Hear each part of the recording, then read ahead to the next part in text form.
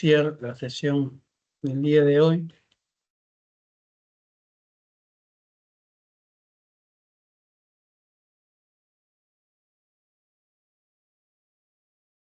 Me confirman si se ve ya.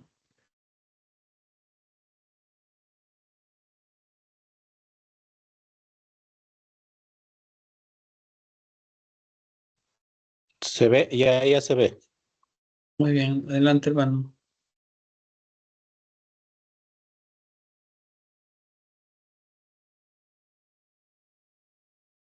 ¿Es la gratitud o la asistencia a la iglesia? Perdón. Ya.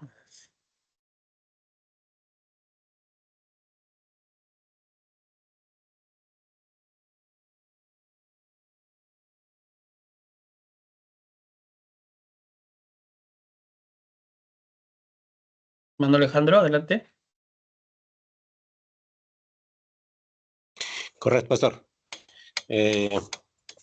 Muy buenas noches, hermanos. Se me escucha muy bien, porque lo estoy escuchando yo entre un cortadito. Sí se escucha bien. Correcto. Gracias, hermano. Entonces voy a empezar con nuestro trabajo. A mí y al hermano Asensio nos ha tocado desarrollar el tema o esta disciplina espiritual que se llama la asistencia a la iglesia. Si puede avanzar.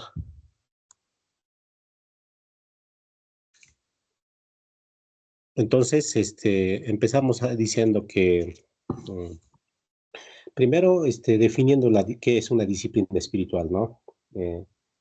La asistencia a la iglesia es, como hemos dicho, es una disciplina espiritual eh, que debe ser practicada intencionalmente por cada creyente, porque estas disciplinas nos van a ayudar a crecer luego, ¿no?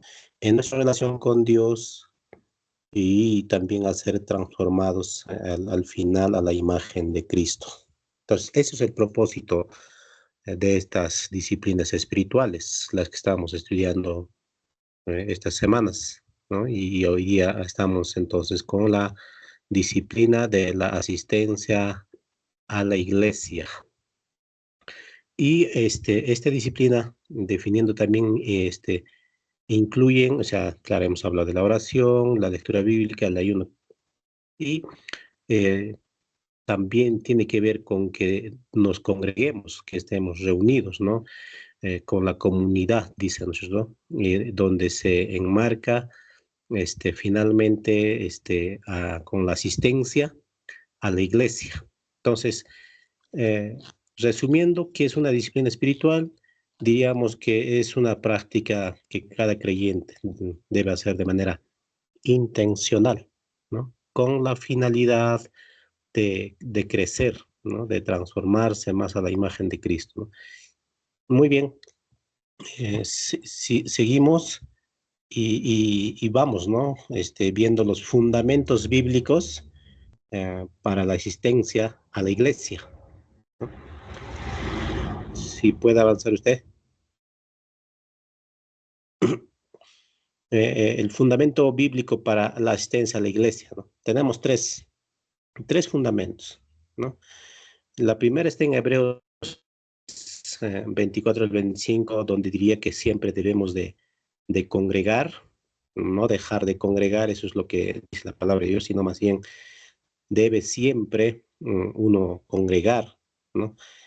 Porque eso es una expresión de obediencia del creyente hacia su Señor, ¿no? Entonces, dice que este pasaje establece claramente que la asistencia a la iglesia no es opcional para el creyente maduro.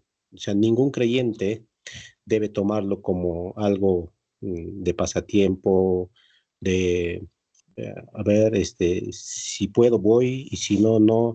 Nadie, o sea, ningún creyente maduro debe estar diciendo, ¿no? Que el quedarse en la casa también y leer la Biblia es lo mismo que congregar, ¿no?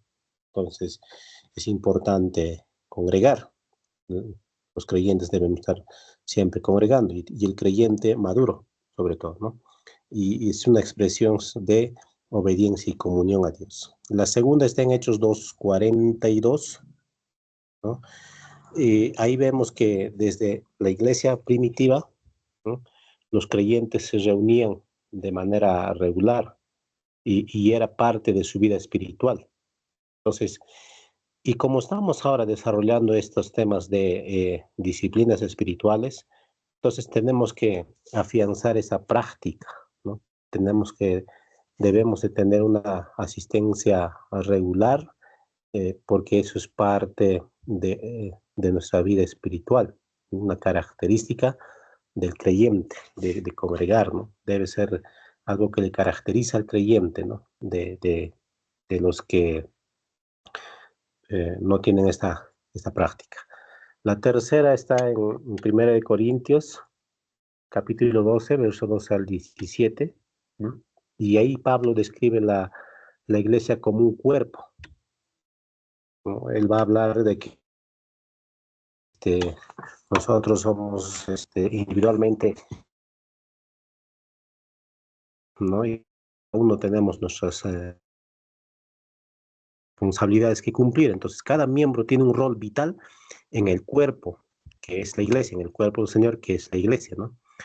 Y, por decirlo así, la ausencia de un miembro en este cuerpo afectaría a todos, a todo el cuerpo, ¿no? A todos los miembros que asisten. Obvio, claro, estuve pensando en eso, ¿no? Si por decirlo más nos faltara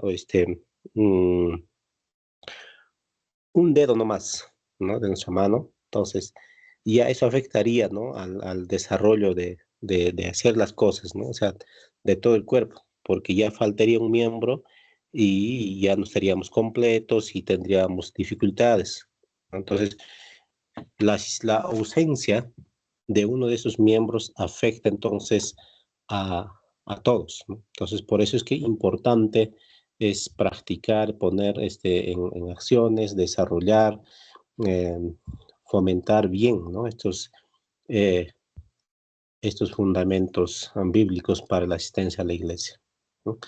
Seguimos entonces y ahora vamos para poder hablar de para qué asistir a la iglesia, o sea, ¿por qué asistir a la iglesia es una disciplina? O sea, ¿por qué el asistir a la iglesia es una disciplina espiritual? Primero, porque requiere constancia y compromiso, ¿no? Aunque no estemos siempre con ganas de ir quizás, ¿no? Pero al hacer, pero al ir, al congregar, a- al, al estar reunidos entre los hermanos, entrenamos nuestro corazón a obedecer mucho más allá de nuestras emociones, ¿no? Entonces, es necesario que el creyente, ¿no?, tenga esta práctica, ¿no? Porque el asistir a la iglesia es una disciplina. ¿Por qué el asistir a la iglesia es una disciplina espiritual? Porque requiere constancia y compromiso, dice, ¿no? B dice, dice, nos conecta con el cuerpo de Cristo, ¿no? O sea, la iglesia, con todos los miembros, ¿no? Porque debe ser parte, o sea, ser parte de una comunidad de fe activa fortalece nuestra fe y nos da apoyo y nos permite servir a otros. ¿Dónde ejercitamos entonces el servirnos? ¿Dónde es que empezamos a ejercitar, por ejemplo, el hecho de que decimos debemos de amarnos los creyentes, ¿no? Ahí, ¿no? En la congregación, ¿no? Porque si hacer parte de una comunidad de fe activa fortalece nuestra fe y nos da este apoyo y nos permite servir a nuestros hermanos, a servirnos entre los miembros del cuerpo del Señor, ¿no? Y porque también recibimos enseñanza y corrección bíblica, ¿no? Eso es la razón por qué debemos de asistir a la iglesia, ¿no? Y porque tiene que ser una disciplina esto, ¿no? O sea, un hábito, diríamos, una práctica del creyente, ¿no? Porque recibimos enseñanza y corrección bíblica. Entonces, los dones eh, que el Señor ha dado a su iglesia, en específico a los que van a pastorear la iglesia, ¿no? De ahí dice Efesios 4, 11 al 13, ¿no? Incluye pastores, maestros, y estos están dados a la iglesia con la finalidad de que a través de la enseñanza de ellos, a través de compartir ellos la palabra de Dios, de enseñar, da el crecimiento a la iglesia, ¿no? O sea, dice, dados a la iglesia para nuestro crecimiento. Entonces, ¿para qué asistir? Para seguir creciendo, ¿no? En nuestra vida cristiana. Entonces, también, ¿para qué asistir a la iglesia? Que es una disciplina espiritual, para que practiquemos la humildad y la unidad, ¿no? Entonces, al convivir con otros creyentes, nosotros que participamos en la asistencia a la iglesia somos formados con el carácter de Cristo y se forma la paciencia y claro, ejercitamos la paciencia, saber soportar, somos instruidos en eso, ¿no? De poder resistir los momentos más difíciles, hay veces que toca pasar, ¿no? Entonces somos formados en el carácter de Cristo como la paciencia, el perdón, ¿no? O sea, los creyentes debemos perdonarnos siempre, constantemente, ¿no? Y no guardar rencillas por largos días, ¿no? Aunque eso era nuestra práctica, ¿no? Quizás antes de ser hijos de Dios, ¿no? Difíciles de poder pedir perdón, no teníamos la facilidad de expresar, ¿no? Vergüenza algunos sentíamos, algunos temor, algunos orgullo, ¿no? Pero ¿dónde se va ejercitando todo esto? ¿No? Entonces, con la convivencia entre los creyentes, ¿no? Entonces, somos formados en el carácter de Cristo, en paciencia, perdón, servicio y amor, ¿no? Y finalmente esta sección, ¿no? Es un acto de adoración comunitaria. ¿Por qué debemos asistir a la iglesia? Que tiene que ser una disciplina espiritual, porque es un acto de adoración en conjunto, ¿no? Entre todos los hermanos. Que se pueda adorar de manera individual, que sí, porque cada uno también, cada quien en nuestras ocupaciones diarias, en el trabajo ya, o quizás en el viaje, en la casa, en todo momento nuestras acciones tienen que adorar a Dios. Y sí, de manera individual, sí estamos adorando a Dios, ¿no?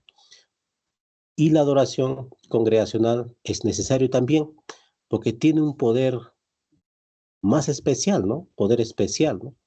Porque dice su palabra en el Salmo 22:3, que Dios habita en medio de la alabanza de su Sí, pueblo. sí,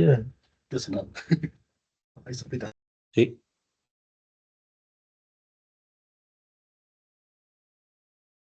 ¿Ya? Entonces, eso es importante. ¿Por qué asistir a la iglesia? Porque es un acto de adoración comunitaria, ¿no? Entonces, recordando que sí podemos hacer una adoración individual, pero también es tan bueno que los creyentes estemos reunidos, ¿no?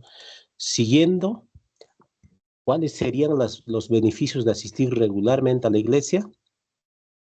Fortalece la fe y también el entendimiento bíblico, ¿no? Provee una mentoría y alguien que nos orienta, quien guía o sea, de quienes asistimos, si ahí están los líderes, entonces provee mentoría, hay corrección, ¿no? Y es necesario cuando se requiera, ¿no? Y dirección espiritual. Tercero, fomenta relaciones sanas y también el rendir cuentas, ¿no? Eso tal vez dice la palabra de Dios, ¿no? Someteos los unos a los otros, ¿no? O sea, también crea un mutuo respeto, ¿no? O sea, el rendir cuentas, ¿no? Y además da un lugar para usar los dones espirituales, porque sabemos que cada uno hemos recibido dones, ¿no? Y si no estamos congregando, y si no asistimos a la iglesia, y si no tenemos este hábito de congregar, aún de involucrarnos en las cosas de la vida de la iglesia, no vamos a poder ejercitar nuestros dones, ¿no? Entonces, es un lugar, da un lugar de usar los dones espirituales, ¿no? Y finalmente prepara para tiempos de prueba y también de tentación, ¿no? El compañerismo, el estar en los creyentes reunidos, ¿no? Fortalece, anima y entonces prepara para tiempos de prueba y tentación, ¿no? Seguimos un par de diapositivas más y acabamos, ¿no? Y vamos entonces a la siguiente. ¿Cómo se puede cultivar esta disciplina? ¿No? Debemos hacerlo una prioridad semanal, ¿no? Como, por ejemplo, ¿no? Tenemos el hábito de descansar y también, como tal, debemos entonces hacer una prioridad, ¿no? O sea, ¿cómo se va a cultivar esta disciplina, ¿no? Cuando le vamos a poner interés, ¿no? Y no descuidando, ¿no es cierto? Involucrarnos activamente, ¿no? No solo asistir por asistir, sino sirviendo, o sea, poniendo, ejercitando nuestra presencia, poniéndonos en el servicio, ayudándonos entre los creyentes, eh, ya orando por el otro o quizás visitando también. Entonces, ahí vamos entonces ejercitando, ¿no? Vamos cultivando, ¿no? Más de este hábito, ¿no? De, este, de esta disciplina espiritual. Orar por la iglesia y por los líderes también, ¿no? Es necesario, ¿no? O sea, así vamos cultivando esta disciplina espiritual y también asimismo invitando a otros, ¿no? Para que esa comunidad, esa familia, la iglesia, ¿no? Donde asistimos, eh, siga en armonía y crezca el número también, ¿no? y, y vivamos entre hermanos en una comunidad. Finalmente, finalmente, y para terminar esta parte, vamos a la parte de conclusión, ¿no? Entonces, dice que la asistencia regular a la iglesia no salva, pero sí es evidencia de una vida transformada y disciplinada en Cristo, ¿no? Porque sabemos que la salvación es por gracia, ¿no? Así lo dice su palabra en Efesios capítulo 2, versos 8 y 9, ¿no? Y el asistir a una congregación sería como una obra, ¿no? Entonces, no se considera que la asistencia a la iglesia sea un medio de salvación, ¿no? Pero sí es evidencia de una vida transformada, como luego diría Santiago, ¿no? Santiago dice, demuéstrame que tú eres creyente por tus obras, ¿no? Entonces, esto sería una evidencia de una vida transformada y disciplinada en Cristo. Entonces, los creyentes no debemos de perder este objetivo, ¿no? O sea, de que debemos de asistir, ¿no? Es necesario, ¿no? Y es una práctica que alimenta nuestra alma, edifica nuestro carácter y eso honra a Dios.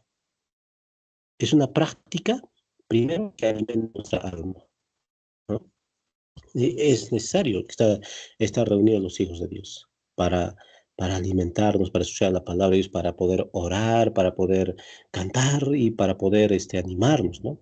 Edifica nuestro carácter, va moldeándose nuestro carácter, ¿no? Y eso honra a Dios. Y finalmente, como todas las disciplinas espirituales, requiere esfuerzo, dedicación, ¿no?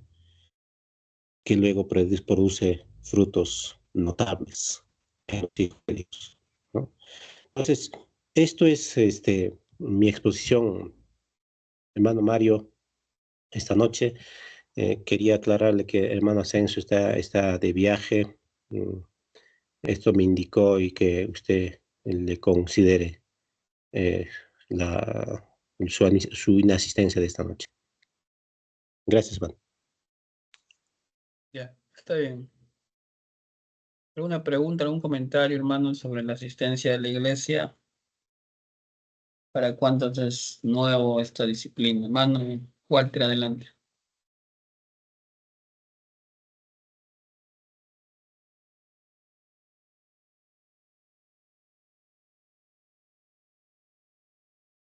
¿Levantó la mano, hermano Walter?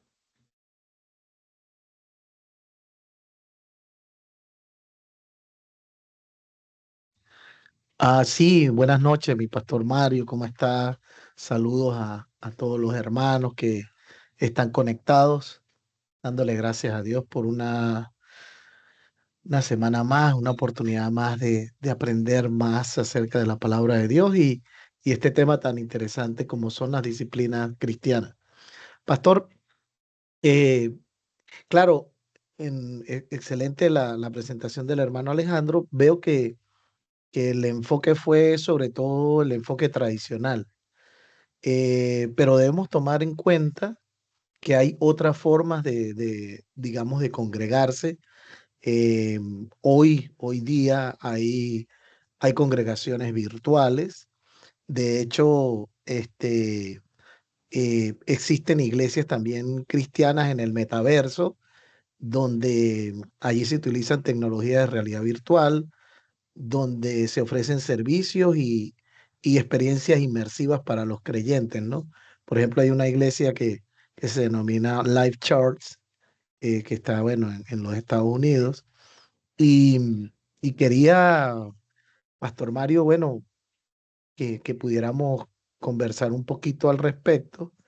Eh, mm, digamos, puede que no estemos de acuerdo, puede que de repente desde nuestra óptica, eh, digamos, no es lo que tradicionalmente nosotros entendemos por la palabra. Em, y el otro tema es que mm, entiendo que estamos hablando del enfoque del libro como tal, de lo que nos habla el tema, a través del capítulo en el libro, pero es bueno también que nosotros, los que tenemos algún liderazgo, o los que tienen la responsabilidad del pastorado, enseñarle a la iglesia y a los nuevos convertidos la importancia y cuál es el propósito por el cual nosotros nos congregamos, por qué nosotros nos reunimos para rendirle culto a Dios. Eso es todo, Pastor Mario. Gracias, mano. Walter, un buen punto ha tocado usted, ¿no? Acerca de... Hay varias iglesias, la iglesia online, ¿no? En línea. También tengo un proyecto yo. Es lo que estamos haciendo ahora, por ejemplo, ¿no? Congregándonos para recibir una enseñanza, tanto del docente como de ustedes mismos, ¿no? Y edificarnos, crecer, ¿no? O sea, yo sí estoy de acuerdo con la iglesia en línea, ¿no? Es como la educación en línea, algunos también, conozco algunos, incluso profesores de CBT que algunos no estaban de acuerdo, ¿no? Pero otros tenían una buena opinión al respecto, por ejemplo, decían, no hay cursos que no se podrían enseñar de manera virtual, ¿no? Decía, hay capacidades, competencias, habilidades que tienen que enseñarse de manera presencial. Yo también estoy de acuerdo con eso, ¿no? Entonces decían, por ejemplo, hay cursos como historia, por ejemplo, ¿no? Entonces, que es lecturas, ¿no? Pero hay habilidades, decía un profesor, como la homilética, ¿no? El arte de predicar, de repente tenía que hacerse de manera presencial. Son posiciones, ¿no? Son posiciones, pero sé que hay iglesias que están creciendo de manera virtual, ¿no? Y yo también tengo un proyectito por ahí de trabajar en una iglesia en línea. No sé qué opinan los demás hermanos al respecto. Bueno, gracias, hermano Walter, por su participación, ¿no? Y yo sí soy... adelante, sí, continúa, adelante. Sí, y el otro tema, pastor, también es que ahora con esto del TikTok hay pastores que están en línea. Y mire, yo conozco pastores desde las 8 de la mañana y son las 10 de la noche y están ahí y tienen comunidades de hasta 3.500 y 4.000 personas que están congregadas. Eh, y claro, yo, yo pastor, y es bueno oír a los demás hermanos a ver qué opinión les merece este tema que estamos tocando. Pero es cierto, hay cosas que evidentemente como iglesia debemos congregarnos. Pudiera ser una mezcla entre la iglesia virtual y la iglesia presencial, porque no sé, el tema de la administración, por ejemplo, de la cena del Señor, ¿cómo lo haríamos? Los bautismos o los bautizos, ¿cómo hacemos ese tema? Las bodas, también las vamos a hacer virtuales. Entonces, este, pero nada, y a veces mi temor es que se mercantilice o que haya una intención monetaria detrás de ese propósito de estar en estas plataformas de TikTok. Pero sin embargo, hay muchas personas que no conocían al Señor, que han conocido a Cristo a través de esas plataformas eh, y claro está, eso no tiene ninguna regula, o sea, no se regula, no hay ningún control y a veces, pastor, algunas personas por esas redes dicen cosas que desde el punto de vista doctrinal son totalmente equivocadas y erróneas y cómo hacer, digamos, no hay una forma cómo manejarlo, cómo administrarlo. Yo me imagino que a futuro eso tendrá un poquito o más regularización por parte de, no sé, de quien le competa. Claro. Lo que sucede es que estamos en otro tiempo, los tiempos van cambiando, ¿no? De repente nosotros, yo tengo 46 años, de repente los que son de mi edad, un poquito más, nos formaron de otra manera, ¿no? Y estamos acostumbrados a algunas redes sociales incluso, ¿no? Pero ya los jóvenes, tengo hijos, por ejemplo, de 15 años, una hijita de 13 años, entonces ya ellos viven otra, manejan otras redes, ¿no? Como el TikTok. Y ya muchos no les gusta ver videos largos, ¿no? Por ejemplo, yo no sé cuántos de ustedes finalmente terminan revisando la grabación, ¿no? Pero si sacáramos videos cortos, ¿no? No sé, de 2 minutos, 3 minutos. Cuando uno viaja en los transportes, ¿no? Lo que yo veo, por ejemplo, ¿no? Agarran el celular y están así, ¿no? Pasando un video rápido. No dura ni un minuto, pasan otro. Así, ¿no? Paran así. Y paran bastante en el TikTok, en los Reels de Facebook, ¿no? Y otros. Entonces, los pastores o los que enseñamos, ¿no? Los que estamos dirigiendo iglesia, tenemos que ir adaptándonos, ¿no?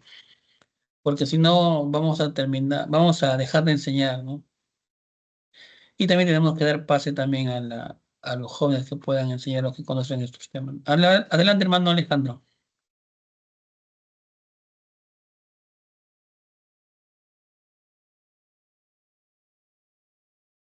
Hermano Alejandro levantó su mano.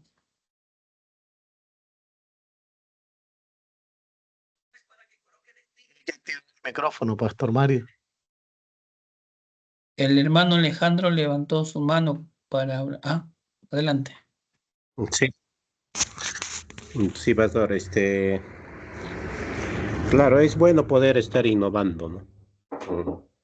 Creo que, o sea, desde mi punto de vista, creo que el aspecto educativo, funciona muy bien, ¿no? Por una plataforma, porque nos permite estar conectados, desde diferentes puntos, ¿no? De ciudades, país, todo eso, ¿no? En una misma ciudad, por ejemplo, ¿no? Podemos estar reunidos de los diferentes puntos, ¿no? Pero estuve pensando en lo que estaban comentando, solo que en una iglesia virtual no se podría practicar, por ejemplo, la formación de un carácter, ¿no? De familiaridad quizás, mm, de ayudarse, de un crecimiento mutuo, ¿no? Porque al mirarnos por una pantalla, mm, veo que, o sea, personalmente, ¿no? Veo que no daría, no sería tan objetivo, ¿no? Pero, porque la iglesia es una familia, ¿no? Es donde hay contacto de personas, ¿no? Entonces, en esto estoy pensando, ojalá que en el futuro no cambie, ya, o quizás sí, ¿no? Entonces, esto quería comentarme.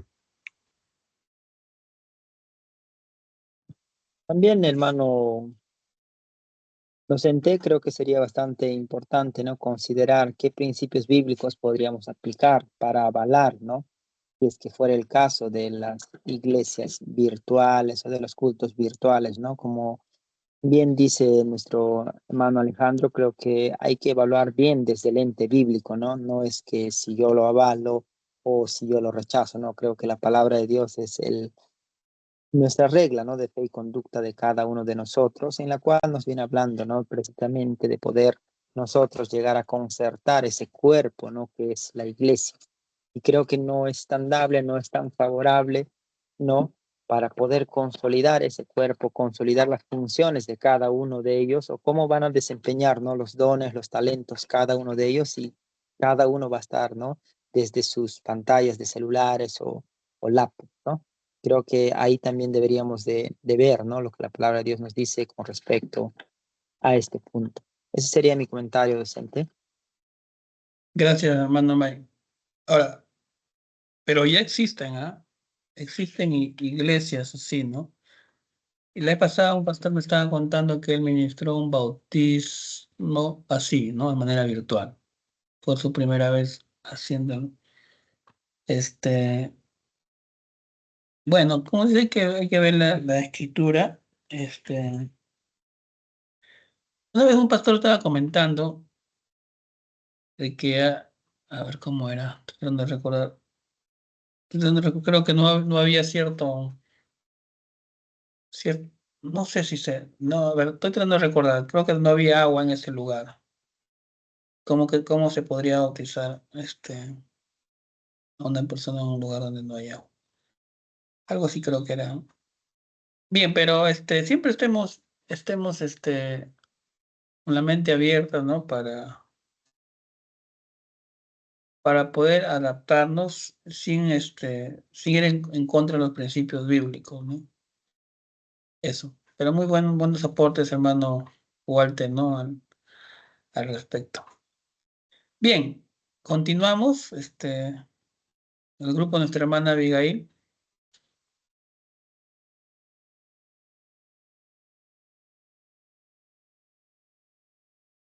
¿Está lista, hermana Abigail, para que pueda ver?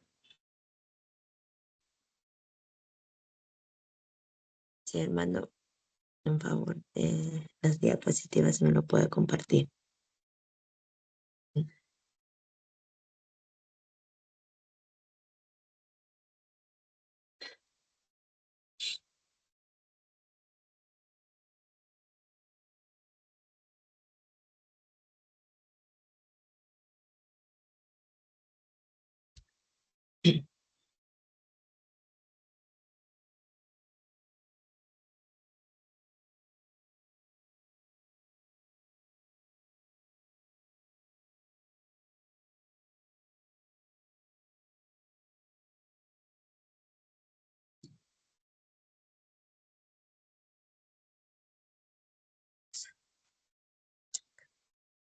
Muy buenas noches, mis amados hermanos. En esta oportunidad me ha tocado exponer sobre el tema de la gratitud como disciplina.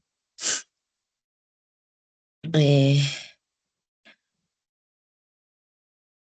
mi persona y a mi hermano Edgar. El siguiente diapositiva, hermano.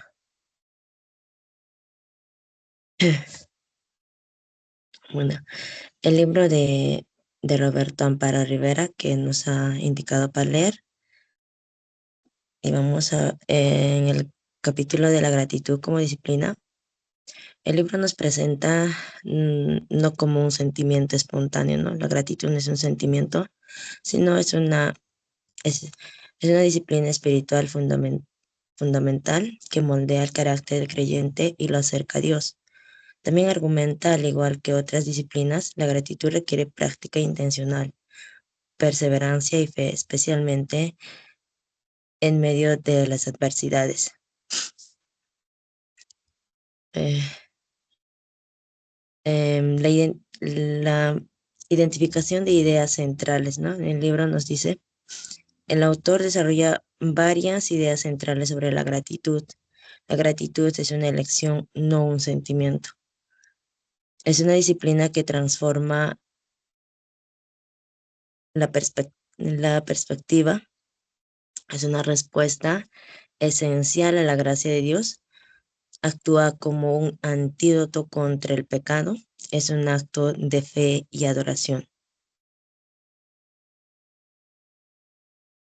En el libro también hay argumentos principales y ejemplos que nos da el argumento teológico, que nos dice que la gratitud es la respuesta natural y obligatoria del creyente que comprende que Dios es la fuente de todo bien y la salvación.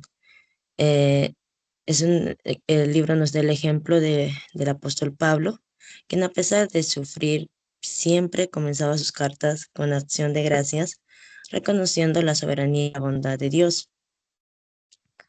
También tenemos el argumento práctico existencial, que nos dice la gratitud es una disciplina que sirve como antídoto contra la negatividad natural de la mente, transformando la perspectiva y protegiendo la paz espiritual. Como ejemplo es la práctica de llevar un diario de gratitud para entrenar la mente en buscar activamente las bendiciones de Dios en lo cotidiano como la salud o la provisión. Tercero, el argumento de fe y adoración. Aquí nos da a conocer el agradecer en toda circunstancia es un acto de fe que afirma la bondad de Dios, incluso cuando no es visible, y es una forma profunda de adoración.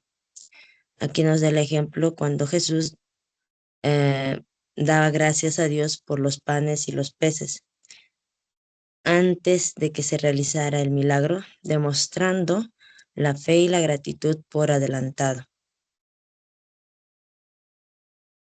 También tenemos el argumento comunitario.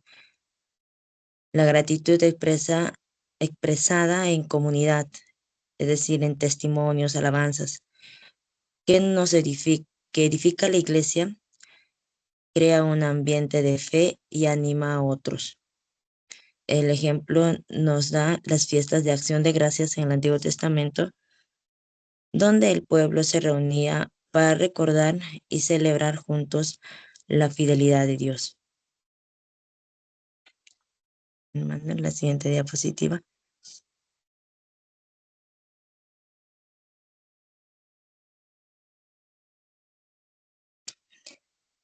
Vamos a responder las preguntas. ¿Qué es la gratitud? Según el autor, Rivera la define como la disciplina consciente de reconocer y alegrarse por la bondad de Dios manifestada en todas las cosas. Es una virtud que se cultiva y un lente a través del cual se ve el mundo. Y en la perspectiva bíblica, presenta la gratitud del griego que Eucaristía, que también significa acción de gracias, como un mandamiento. El libro de Primera de Tesalonicenses 5:18 nos dice una ofrenda de alabanza a Dios. Y en el libro de Salmos, capítulo 100, verso 4, es un reconocimiento humilde de que Dios es la fuente de toda provisión. Entonces, ¿qué es la gratitud como disciplina espiritual? El autor nos dice que es la práctica deliberada y habitual de buscar razones para agradecer, entrenando al corazón y a la mente para discernir la mano de Dios en lo ordinario y lo extraordinario, en lo agradable y lo difícil. En relación con las enseñanzas bíblicas, se conecta directamente con la idea de llevar cautivo todo pensamiento. En 2 Corintios 10, capítulo 10, versículo 5. La disciplina de la gratitud captura los pensamientos de queja y los transforma en alabanza, obedeciendo el mandato de dar gracias en todo. Lo va a continuar mi hermano. Le voy a dar pase a mi hermano Edgar para que lo continúe.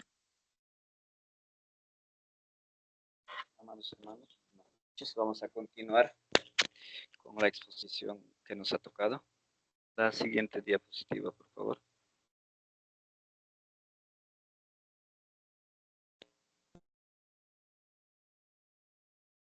Hermanos, ¿me escuchan?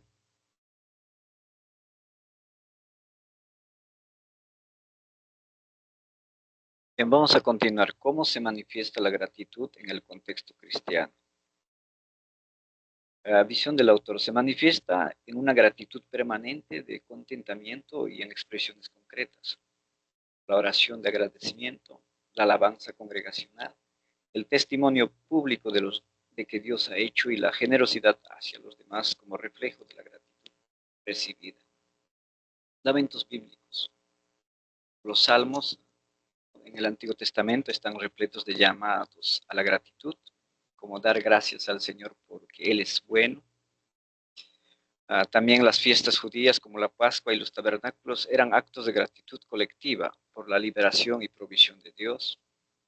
En el Nuevo Testamento, ¿no? Pablo comienza sus cartas con acción de gracias en Filipenses 1:3 y exhorta a los creyentes a cantar salmos, himnos y cánticos espirituales con gratitud en el corazón. Colosenses 3:16, ¿no? Por ejemplo, la cena del Señor, a la Eucaristía, es el acto máximo de gratitud por la obra de Cristo. Las bases bíblicas, como en el Antiguo Testamento, Salmo 136, ¿no? Son himnos de gratitud por la creación y la redención. De Deuteronomio 8:10 es un mandato de bendecir a Dios después de comer. También en el Nuevo Testamento, como Filipenses 4:6, ¿no? Donde dice, por nada estéis afanosos, si no sean, ¿no?, dadas a conocer vuestras peticiones delante de Dios en toda oración y ruego, con acción de gracias. Colosenses 3:17, ¿no? Y todo lo que hagáis o hacéis, de palabra o de hecho, hacedlo todo en el nombre del Señor Jesús, dando gracias a Dios Padre por medio de Él. Entonces, ¿cómo vivir la gratitud en la práctica? Sugerencias ¿no? Vamos a ver recomendaciones prácticas, lo que sugiere el autor. Iniciar el día con agradecimiento, ¿no? Es dedicar los primeros momentos de la mañana a agradecer a Dios por el nuevo día. 2, ¿no? Llevar un diario de gratitud, como anotar diariamente bendiciones específicas. Y 3, ¿no? Transformar las quejas, convertir mentalmente cada queja en un punto de agradecimiento, ¿no? Como un ejemplo, por ejemplo, estoy cansado de este trabajo.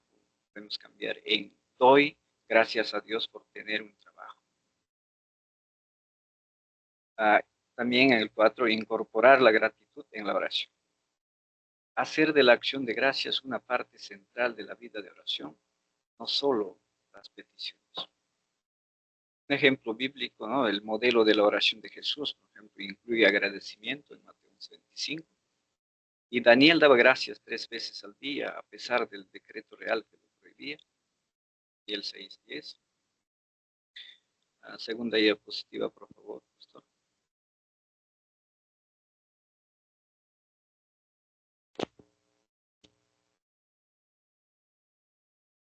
Bien, vamos a ver las conclusiones principales del autor y las conclusiones generales. Conclusiones principales del autor. Rivera contribuye que la gratitud disciplinada es un pilar de la madurez espiritual. No es un extra opcional, sino una parte esencial del caminar cristiano. En esencia, Rivera argumenta que al disciplinarnos para ser agradecidos, no estamos negando el dolor del mundo, sino afirmando una fe más grande, que Dios está en control y que en última instancia su bondad prevalecerá. Conexiones bíblicas en Filipenses 4:6-7 y 1 Tesalonicenses 5:18. Conclusiones generales. La gratitud es una disciplina transformadora. No es un simple sentimiento, sino una práctica espiritual que, al cultivarse de forma intencional, moldea el carácter, reorienta la perspectiva hacia Dios y es la llave para experimentar una alegría y una paz profunda, independientemente de las circunstancias. 2. Es la voluntad de Dios y una forma de adoración. Dar gracias en todo, no es una sugerencia, sino la voluntad expresa de Dios para los creyentes. Es un acto de fe que afirma su soberanía y bondad, constituyendo la forma más genuina de adoración. Tercera conclusión, ¿no? Es la respuesta esencial a la gracia. La gratitud disciplinada es la reacción lógica y necesaria a la salvación recibida y a la gracia continua de Dios. Cimenta la vida cristiana en el reconocimiento de que todo es un don. En esencia, la conclusión global es que practicar la gratitud como disciplina es participar activamente en la realidad del reino de Dios, eligiendo confiar en su bondad perfecta en medio de un mundo imperfecto. La siguiente diapositiva. Gracias, amados hermanos, por la atención prestada. Que nuestro buen Dios nos bendiga a todos. Gracias, maestro. Gracias, hermanos, por escucharnos. Pequeña exposición. Amén. Muy bien, gracias, hermano Edgar. Bien, ¿alguien más va a sustentar?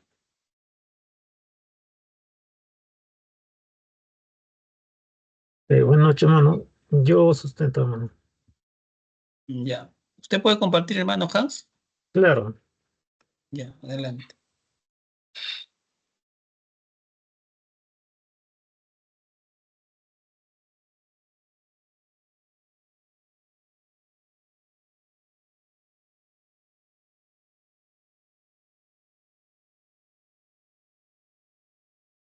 Sí.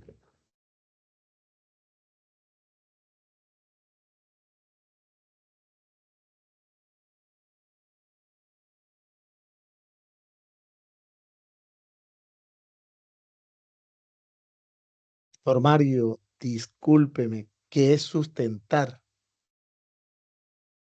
Ah, sustentar es exponer. Ok, yo dije sustentar, me estaba dando vueltas a la cabeza, pastor. Yo decía, Normalmente, ¿será que el pastor se refiere a que si alguien va como a debatir o hay una posición, otra sí, posición respecto al tema? normalmente el término sustentar es cuando sustenta una tesis, ¿no? Tiene razón, sustentar una tesis. Sustentar una tesis, poner... Sustentar es claro, es ante un jurado a veces, ¿no? Creo que si no era el término, pero era exponer, ¿no? Adelante, hermano Hans. La costumbre a veces de utilizar bastante.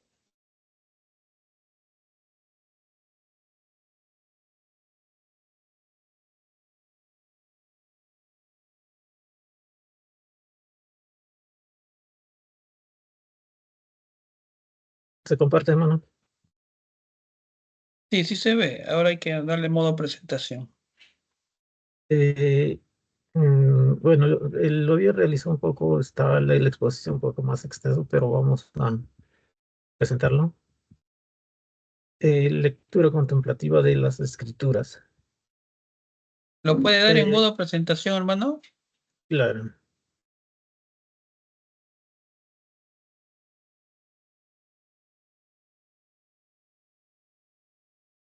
Abajo en el... Abajo hay la copita que lo llaman. Ahí, ya está.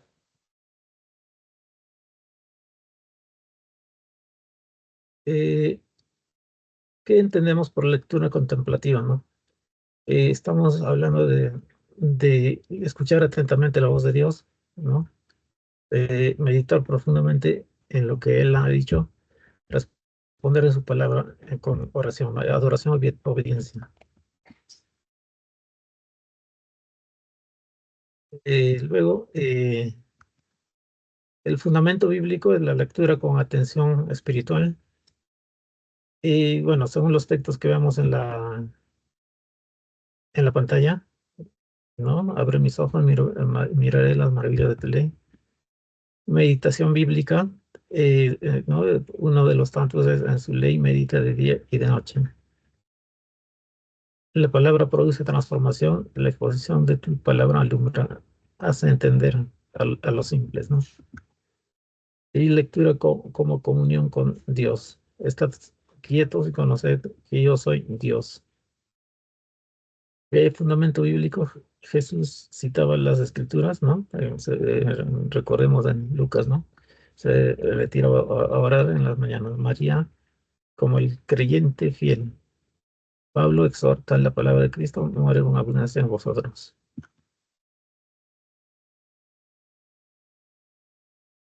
Un proceso bíblico es escuchar, meditar, orar y obedecer, ¿no?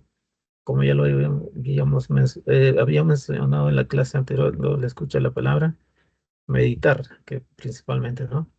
Orar conforme a ella y obedecerla como manda, ¿no? En el libro de Santiago. Aplicación práctica para el creyente. Elige un pasaje, ¿no? Breve. Orar antes de leer, ¿no? Pidiendo al Espíritu Santo. Lee lentamente. Medita en lo que Dios quiere decir. Orar la respuesta a lo que leí. Orar, ¿no? Escribir y guardar el momento de meditación. ¿Se puede usar método de estudio bíblico? Y bueno, la pregunta sí, ¿no? Al final, el método descriptivo, por ejemplo, ¿no? ¿Qué significa? ¿Qué demanda, por ejemplo? Y al final, la lectura más como, más, es, mm, al final, ¿no? Escucha bíblica, meditación bíblica, ahora sí, lectura contemplativa. Hay beneficios espirituales de la lectura contemplativa, bueno, intimidad con Dios, renovación de la mente y paz interior.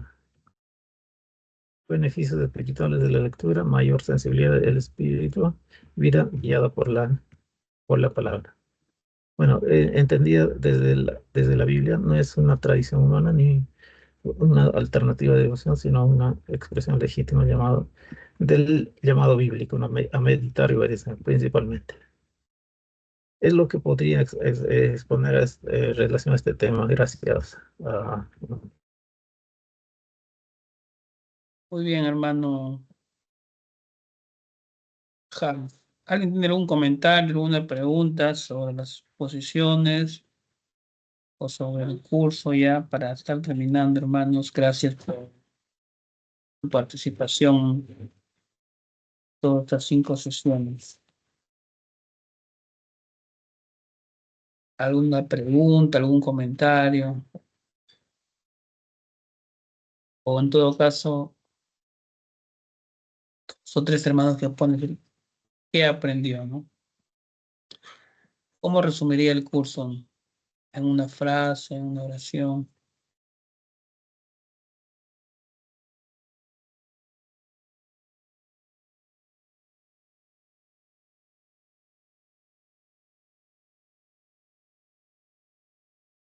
Pues bueno, Pastor Mario, mm, yo considero que la temática de este curso es muy interesante. Para mí es refrescante, ha sido un refrigerio para mí. Me ha hecho más consciente de la importancia de las prácticas espirituales, de las disciplinas espirituales, que como bien usted nos ha insistido, no se trata de una imposición o de un castigo en el concepto tradicional de disciplina, sino que es algo que nosotros como creyentes debemos asumirla, esta disciplina, de manera responsable, consciente y entender que la vida espiritual de cada uno de nosotros es muy importante para Dios y que nosotros debemos a través de la oración, del ayuno, de la lectura, del congregarnos, de la ayuda pastoral mutua, del perdón, eh, edificarnos y ser edificados,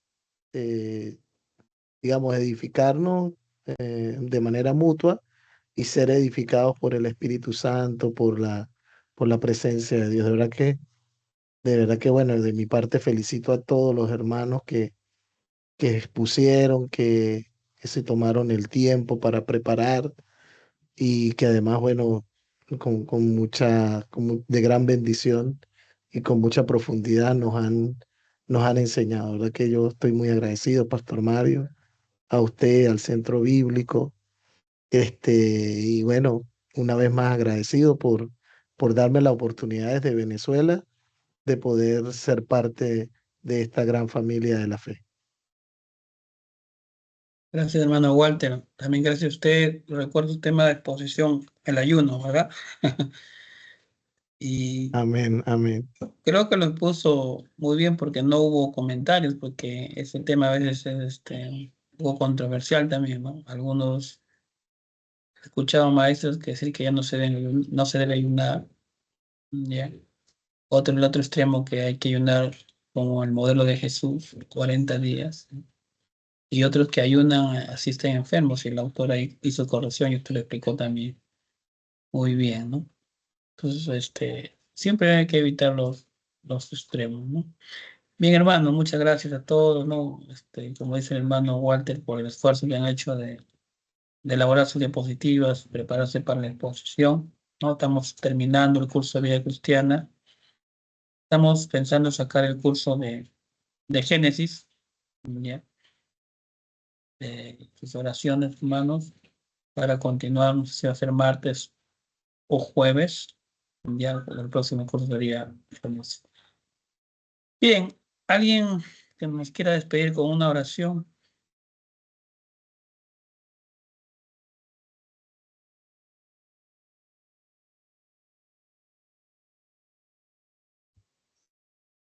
Hermano, Adelante, hermano. a estar afianzando esta disciplina.